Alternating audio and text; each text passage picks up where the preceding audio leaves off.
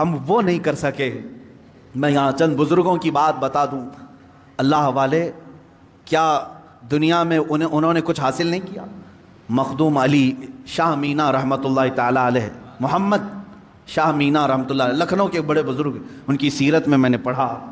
جانتے ہیں عبادت بھی کیسے کرتے تھے؟ اللہ اکبر، رات کے وقت کھلی دیوار جو ہوتی، کمپاؤنڈ جیسے ہوتا ہے دیوار کے اوپر کھڑے ہو جاتے تھے، عبادت کے لیے کھڑے ہوتے تھے، ادھر بھی نیچے ادھر بھی نیچے، بیچ میں دیوار ہے، کھڑے کھڑے عبادت کرتے تھے رات تک۔ لوگ کہتے کہ حضور مسجد ہے، نیچے صحن ہے، آرام سے کریں۔ کہتے جب آرام ملتا ہے تو نیند آ جاتی ہے، آرام ملتا ہے تو نیند آ جاتی ہے۔ میں دیوار پر کھڑا ہوتا ہوں اور رات کو نیند آتی ہے تو کبھی کبھار دیوار سے گر جاتا ہوں۔ تو کہا گر جاتے ہیں پھر بھی کھڑے ہوتے ہیں؟ کہا ہاں، جو جسم غافل ہوگا اس کی سزا یہی ہے کہ وہ دیوار سے گرایا جائے۔ جو اپنے مولا سے غافل ہو اس کی سزا یہی ہے کہ اسے گرایا جائے۔ یہ اللہ والے تھے جو لمحے بھر کے لیے غافل ہوتے تو اپنی جسموں کو سزا دے دیتے تھے۔ حضرت سیدنا ابو بکر شبلی رحمۃ اللہ تعالیٰ علیہ، یہ ہمارے سلسلہ قادریہ کے بڑے بزرگ ہیں۔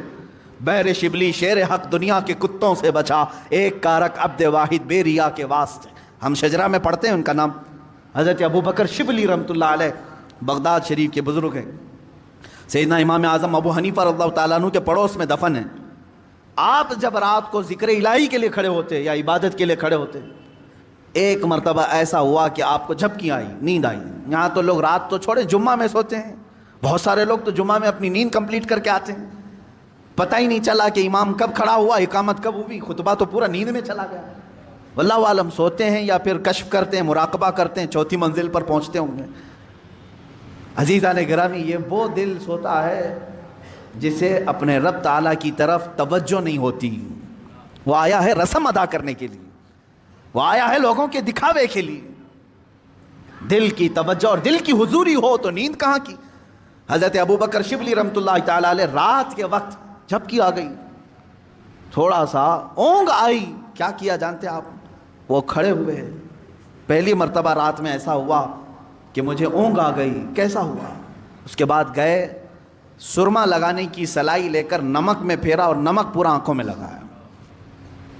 آنکھوں میں نمک لگاتے، ذرا لگا کر کے دیکھو اپنی آنکھوں میں نمک کیا حالت ہوگی۔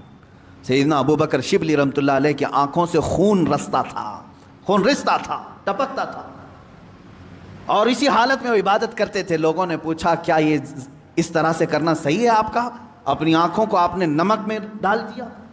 وہ ہنستے تھے، کہا یہ غافل آنکھوں کی تو بہت چھوٹی سزا ہے، بہت چھوٹی سزا ہے کہ میں نے نمک پھیر دیا۔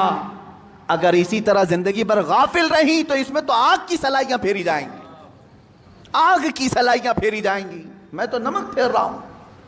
عزیزان گرامی، وہ کہا کہاں ہو تم، کس جگہ پر کھڑے ہو آج؟ اپنا مقصد زندگی کو تو سمجھ لو، مجھے کیوں پیدا کیا تھا رب تعالیٰ؟ کیا اسی لیے کہ لوگوں کے تانے، لوگوں کو کی جاسوسی میں اپنی پوری زندگی گزار دوں؟ کس کے گھر میں کیا پک رہا ہے وہی بات کرتے بیٹھا رہا ہوں، کس کی بیوی کیسی ہے وہ ڈسکس کرتا بیٹھا رہا ہوں، کس کے گھر میں ابھی کتنے شادی کے لوگ ہیں وہ ڈسکس کرتا بیٹھا رہا ہوں، کس کی دکان ٹھپ پڑ رہی ہے یہ ڈسکس کرتا بیٹھا رہا ہوں؟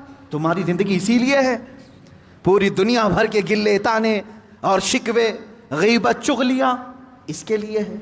میرے عزیزو، اپنی زندگی کا مقصد سمجھو، اور آج کے بعد یہ طے کر لو کہ میں دکان میں ہوں کہ مکان میں ہوں کہ راستے پر ہوں، لوگوں کی عیب جوئی کرنے سے بہتر ہے کہ میں اللہ کو سبحان تو کہوں، میں کہوں سبحان اللہ سبحان اللہ سبحان اللہ، ما اعظم شانک، اے اللہ تو کتنا بلند ہے، تیری شان کتنی بڑی ہے۔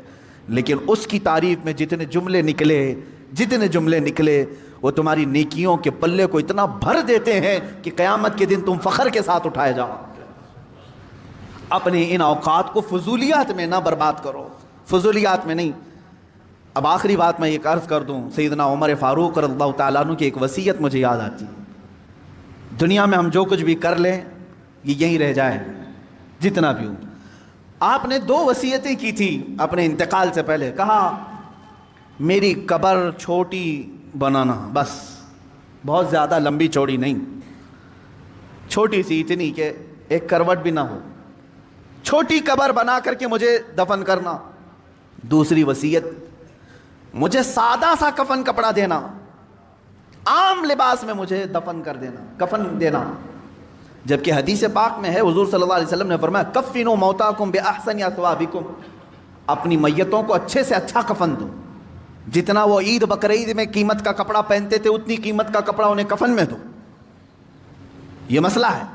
عمر فاروق رضی اللہ تعالیٰ عنہ کی وصیت، یہ ان کا تقویٰ ہے، فرمایا چھوٹی قبر میں مجھے دفن کر دو، سادے کفن میں مجھے ملبوس کر کے دفن کر دو۔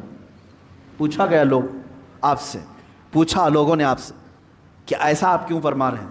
توجہ چاہتا ہوں، یہی دو چیزیں ہمیں ہمارے مقصد تک لے جا سکتی ہیں۔ فرماتے ہیں اے لوگوں، اگر تم نے مجھے امیر المومنین سمجھ کر کے، بڑا سمجھ کر کے بڑی لمبی چوڑی قبر کھود دی، شاندار قبر بنا کر کے دفن کیا، ہونا کیا ہے؟ تم دفن کر کے ادھر جاؤ گے، اگر میرے اعمال میں ایک بھی عمل میں میں پکڑا گیا تو یہ تو پوری چوڑی قبر بھی دبا کر کے میری ہڈی پسلیاں توڑ دے گی، دیواریں دبائیں گی، کیونکہ حدیث پاک میں ہے وقتۃ القبر حق، قبر کا جھٹکا دینا حق ہے، ہر ایک کے ساتھ ہوگا۔ سیدنا عمر فاروق فرماتے ہیں یہ قبر کی دیواریں تو ہڈی پسلیاں توڑ دیں گی اگر میں کسی عمل میں پکڑا گیا۔ اور رہی بات چھوٹی قبر تم کھود کر کے مجھے دفنا رہے ہو، اگر مولا تبارک و تعالیٰ کے ہاں میں پاس ہو گیا، میرے اعمال نکل گئے، تو تمہارے کھودنے کا کیا، اللہ اتنی کشادہ کرے گا کہ جہاں تک نگاہ جائے وہ تو تم کھود بھی نہیں سکتے، اتنی بڑی میری قبر بن جائے گی۔ اسی لیے میری قبر کا دار و مدار زندگی کے اعمال پر ہے، تمہارے بنانے پر نہیں، تم چاہے جیسی بھی بناؤ۔ اور دوسری بات کفن کی، چلو تم نے بہت مہنگا کفن مجھے پہنا دیا، حضرت عمر فرماتے ہیں اگر میں پکڑا گیا، میرا عمل کوئی اللہ کی بارگاہ میں گرفت میں آیا، تو تم نے چاہے جتنا بھی مہنگا کفن دیا ہو یہ سب کھینچ لیا جائے گا، سب سڑا دیا جائے گا، ختم کر دیا جائے گا۔ اور اگر تم نے ہلکا کفن بھی دے دیا مجھے، سستا کفن بھی دیا، لیکن مولا کو میرے اعمال پسند آ گئے تو وہ تو مجھے جنتی لباس پہنائے گا۔ سارا دار و مدار میرے اعمال پر ہے۔ اسی طرح میرے عزیزو، تمہاری عمدہ کوٹھیاں، تمہارے عمدہ بنگلے اور تمہارے بڑے بڑے جنازے، چاہے لاکھوں کے خرچ کے ساتھ تم نے اپنی میتوں کو دفن کا انتظام کیا ہو، کچھ نہیں ہونا ہے۔ تمہاری زندگی کا سارا دار و مدار یہی چند دن ہے جو تم اللہ کو منانے میں لگا دو گے۔ اٹھاؤ اپنی تسبیحاں، اٹھاؤ اپنی تسبیحات اور اللہ رب العزت کے نغمے گاؤ۔